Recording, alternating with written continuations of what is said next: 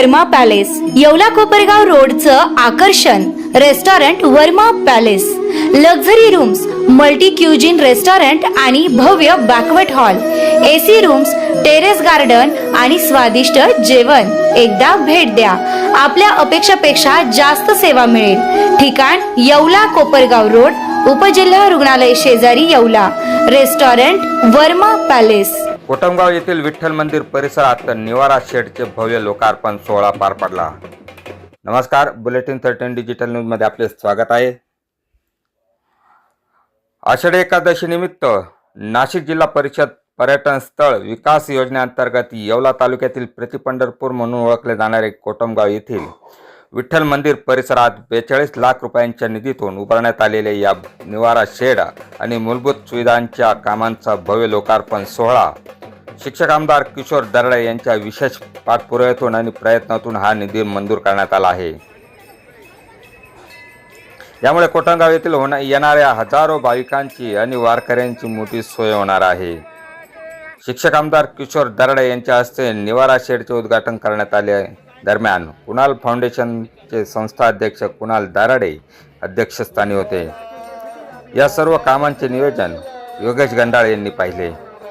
तसेच गावचे मंदिर व्यवस्थापक, सरपंच, प्रशासकीय अधिकारी यांनी या आषाढी एकादशी निमित्त श्री विठ्ठल मंदिराच्या दर्शनासाठी येणाऱ्या सर्व भाविकांचे कोटमगाव मंदिर परिसर व गावकऱ्यांच्या वतीने हार्दिक स्वागत करण्यात आले आहे।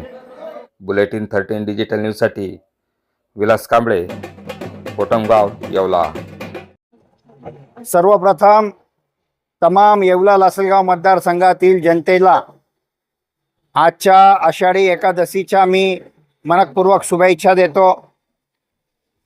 प्रति पंढरपूर समजल्या जाणाऱ्या विठ्ठलाच्या कोटमगाव येथे आज पहाटे मला महाआरतीचा त्या ठिकाणी मान मिळाला आणि आजच्या आषाढी एकादशी निमित्ताने हिंदू संस्कृतीमध्ये सर्वात पवित्र दिवस समजला जाणारा हा आजचा दिवस आणि आजच्या दिवशी विठ्ठलाच्या कोटमगाव येथे आदरणीय आमदार किशोरभाऊ दराडे व माजी आमदार नरेंद्रभाऊ दराडे तसेच आपले मार्गदर्शक आदरणीय माणिकभाऊ शिंदे यांच्या शुभ हस्ते महाराष्ट्र शासनाच्या पर्यटन विभागाच्या अंतर्गत विठ्ठलाचा कोटमगाव या ठिकाणी निवारा शेड 42 लाख रुपयाचा निवारा शेडचा देखील लोकार्पण सोहळा या ठिकाणी आज संपन्न झालेला आहे।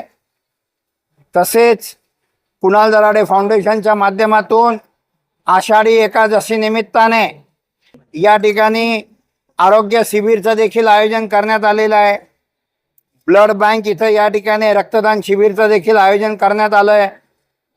तसेच कुणाल दराडे फाउंडेशनच्या माध्यमातून या ठिकाणी वारकऱ्यांसाठी खिचडीचं वाटप देखील करण्यात आलं आहे।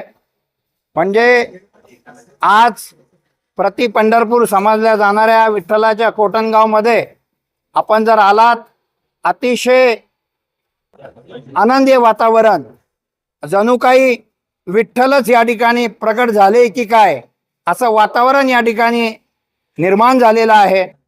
वारकरी संप्रदायाकडनं, भाविक भक्तांकडनं सातत्याने भजन कीर्तन या ठिकाणी सुरू आहे आणि हे सर्वच कार्यक्रम एकत्र घेण्याचा उद्देश हा की आषाढी एकादशी आणि विठ्ठलाचं कोटमगाव लाखोच्या संख्येने या ठिकाणी भाविक भक्त येत असतात आणि दर्शन घेत असतात। मी विठ्ठलाकडे इतकीच प्रार्थना करेन की या तालुक्यातील जनतेला सुख, समृद्ध आणि आनंदीमय त्यांचं हे वर्ष जावं। त्यांनी ज्या ज्या काही स्वप्न बघितले असतील, ज्या ज्या काही इच्छा असतील, त्या सर्व साकारो हीच मी आज विठ्ठल चरणी प्रार्थना करतो। धन्यवाद। सर्वात प्रथम आषाढी एकादशी निमित्त सर्वांना मी शुभेच्छा देतो। पांडुरंगाच्या दरबारामध्ये आपण सगळेजण आलं, पांडुरंगाचा आशीर्वाद घेतला, पण बऱ्याच दिवसापासून या ग्रामस्थांचं म्हणणं होतं तर ह्या पांडुरंगाच्या नगरीमध्ये काहीतरी केलं पाहिजे।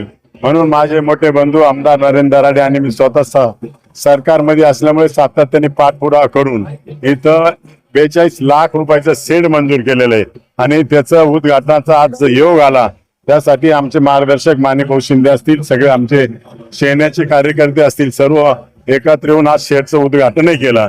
त्या प्रसंगी या इथं येणाऱ्या भाविकांसाठी आम्ही जवळ 100 डॉक्टरांची टीम सुद्धा इथं उपलब्ध करून दिलेली आहे. पाण्या पावसाचे दिवस असतील, छोटे छोटे मुलं येतात, वयोवृद्ध मनुष्य येतात, त्यांच्या आरोग्याची सुद्धा काळजी घेतली पाहिजे.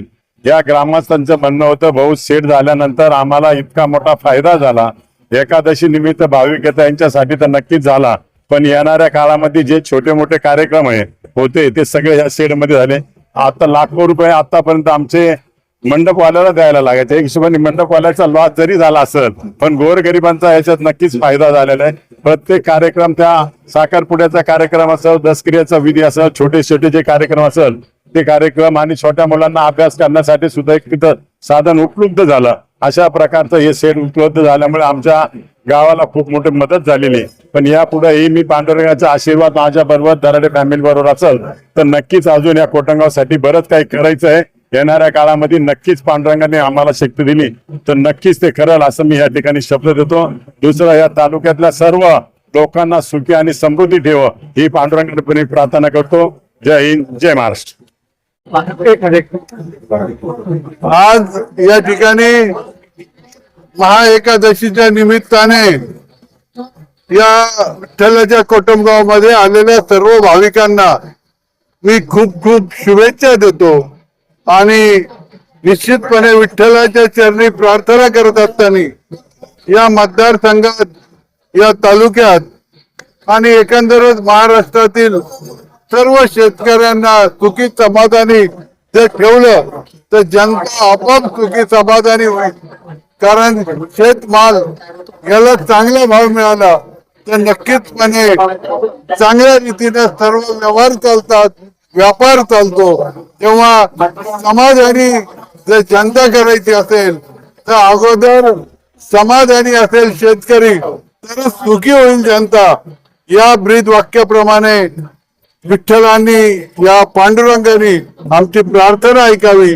या ठिकाणी आमदार किशोर भाऊंच्या माध्यमातून हे एक शेड फक्त भाविकांकरता या ठिकाणी बांधलं गेलं, त्याचं लोकार्पण देखील या ठिकाणी संपन्न झालं.